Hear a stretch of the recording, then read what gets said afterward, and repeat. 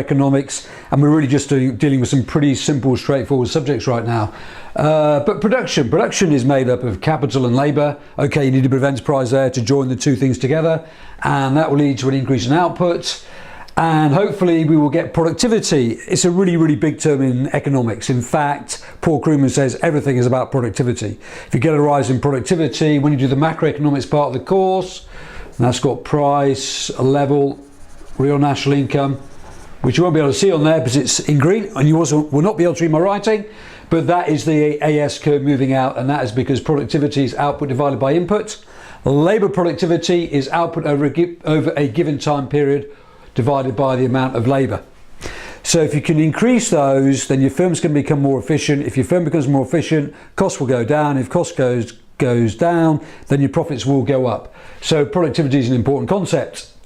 This bit is also about specialisation and another concept in there called division of labour. They mean the same thing. And that means that people will just specialise in what they are best at. And if people specialise in what they're best at, then this will lead to a rise in productivity. So we get specialisation here. You can either get specialisation in industries or specialisation in countries, but if people specialise, there'll be a rise in productivity because those workers will become better at what they do. That's the idea behind it. They may also become bored, so maybe quality may go down, but that's basically it.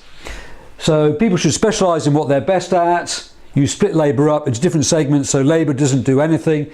This really comes from the old days when you had to hunt for your food, you had to gather your food, you had to build your house, you had to protect your family, and by the end of the day you didn't have any time to create any surplus. Now what we do is people specialise in certain jobs, which means the output can be increased overall. So there's going to be an increase in output, and then quite clearly we need to be able to exchange products. So if I'm really good at producing turnips, good choice.